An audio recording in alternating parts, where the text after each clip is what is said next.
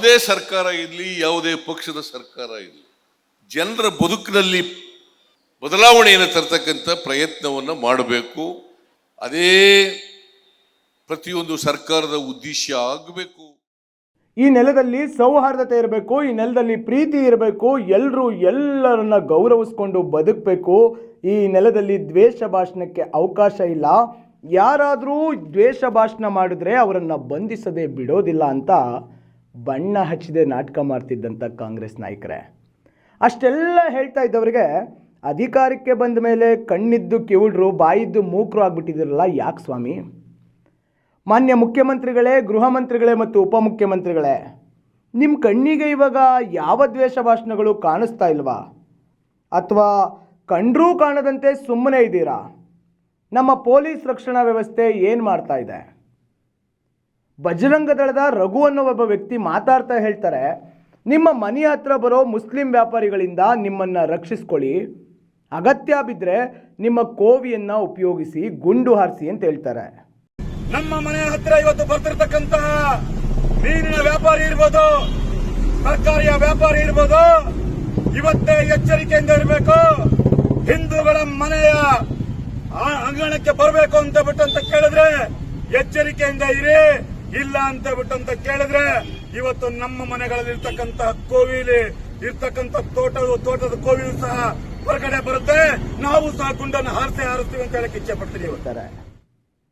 ಈ ನೆಲದ ದುಡಿಯೋ ವರ್ಗಕ್ಕೆ ನಿಮ್ಮ ಥರ ದ್ವೇಷವನ್ನು ಬಿತ್ತಿ ಅಭ್ಯಾಸ ಇಲ್ಲ ಅಂತ ಹೇಳೋಕ್ಕೆ ಯಾಕೆ ಯಾರೂ ಧ್ವನಿ ಎತ್ತಾ ಇಲ್ಲ?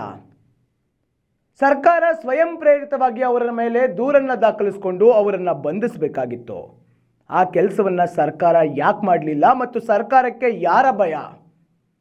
ಸಚಿವ ಪ್ರಿಯಾಂಕ ಖರ್ಗೆ ಪೊಲೀಸರನ್ನು ಉದ್ದೇಶಿಸಿ ಮಾತನಾಡುವಾಗ ಹೇಳ್ತಾರೆ, ಯಾವುದೇ ದಳದ ಜನರು ಎಂದು ಉಲ್ಲೇಖಿಸ್ತಾರೆ. ಇದಕ್ಕೆ ಸವಾಲೆಸೆದ ಬಜರಂಗ ದಳದ ನಾಯಕರೊಬ್ಬರು ಬಹಿರಂಗವಾಗಿ ಬಜರಂಗ ದಳ ಎಂದು ಹೇಳಲು ನಾನು ಅವರಿಗೆ ಸವಾಲಾಗ್ತೇನೆ, ನಾವು ಅವರಿಗೆ ಬಜರಂಗ ದಳದ ಶಕ್ತಿಯನ್ನು ತೋರಿಸ್ತೀವಿ ಅಂತಾರೆ. ಇತ್ತೀಚೆಗೆ ಶ್ರೀರಂಗಪಟ್ಟಣದಲ್ಲಿ ನಡೆದಂಥ ಒಂದು ಸಮಾವೇಶದಲ್ಲಿ ಕಲ್ಲಡ್ಕ ಪ್ರಭಾಕರ್ ಭಟ್ ಅವರು ಮಾತಾಡ್ತಾ ಹೇಳ್ತಾರೆ, ಮುಸ್ಲಿಂ ಮಹಿಳೆಯರಿಗೆ ದಿನಕ್ಕೊಬ್ಬ ಗಂಡನಿದ್ದ, ಅವರಿಗೆ ಪರ್ಮನೆಂಟ್ ಗಂಡನನ್ನು ಕೊಡಿಸಿದ್ದು ಮೋದಿ ಸರ್ಕಾರ ಅಂತ ಹೇಳೋದ್ರ ಮೂಲಕ ಇಡೀ ಮಹಿಳಾ ಸಮುದಾಯಕ್ಕೆ ಅಪಮಾನ ಮಾಡ್ತಾರೆ. ಮುಸ್ಲಿಂ ಮಹಿಳೆಯರಿಗೆ ದಿನಕ್ಕೊಬ್ಬ ಗಂಡನಿದ್ದ, ಅವರಿಗೆ ಪರ್ಮನೆಂಟ್ ಗಂಡನನ್ನು ಕೊಡಿಸಿದ್ದು ಮೋದಿ ಸರ್ಕಾರ ಎಂದು ಹೇಳುವ ಮೂಲಕ ಇಡೀ ಸಮುದಾಯಕ್ಕೆ ಅಪಮಾನ ಮಾಡ್ತಾರೆ. ಸರ್ಕಾರ ಸ್ವಯಂ ಪ್ರೇರಿತವಾಗಿ ದೂರನ್ನು ದಾಖಲಿಸಿಕೊಂಡು ಇವರ ವಿರುದ್ಧ ಕ್ರಮವನ್ನು ಕೈಗೊಳ್ಳಬೇಕಾಗಿತ್ತು. ಆದರೆ ಅದೇ ಸರ್ಕಾರ ಕೋರ್ಟಿನಲ್ಲಿ ಆರೋಪಿಯ ಪರ ವಕಾಲತ್ತನ್ನು ವಹಿಸಿಕೊಳ್ಳುತ್ತೆ. ನಾವು ಆರೋಪಿಯನ್ನು ಬಂಧಿಸೋದಿಲ್ಲ ಅಂತ ಹೇಳುತ್ತೆ. ಯೋಚನೆ ಮಾಡಿ ಸ್ನೇಹಿತರೆ, ನಮ್ಮ ದೇಶದಲ್ಲಿ, ನಮ್ಮ ರಾಜ್ಯದಲ್ಲಿ ಎಷ್ಟು ಕೈದಿಗಳು ಜೈಲಿನಲ್ಲಿ ಕೊಳಿತಾ ಇದ್ದಾರೆ.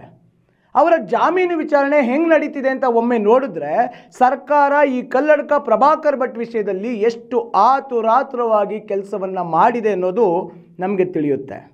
ಸರ್ಕಾರದ ಜವಾಬ್ದಾರಿ ಈ ನೆಲದಲ್ಲಿ ಶಾಂತಿ ಸೌಹಾರ್ದತೆ ನೆಲೆಸುವಂತೆ ಮಾಡೋದು.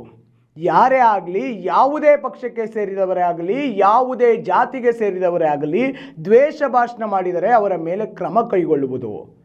ಅಧಿಕಾರಕ್ಕೆ ಬರೋದಕ್ಕಿಂತ ಮುಂಚೆ ನಾವು ಅದನ್ನು ಮಾಡ್ತೀವಿ, ಇದನ್ನು ಮಾಡ್ತೀವಿ, ಇಂಥದ್ದಕ್ಕೆಲ್ಲ ಅವಕಾಶ ಕೊಡಲ್ಲ ಅಂತ ಬೊಬ್ಬೆ ಹೊಡೆದವರು ಇವತ್ತು ಜಾಣ ಮೌನದಿಂದ ಇರೋದು ಯಾಕೆ? ಈ ಸರ್ಕಾರಕ್ಕೆ ಯಾರ ಭಯ? ಉತ್ತರ ಕೊಡಿ ಸ್ವಾಮಿ.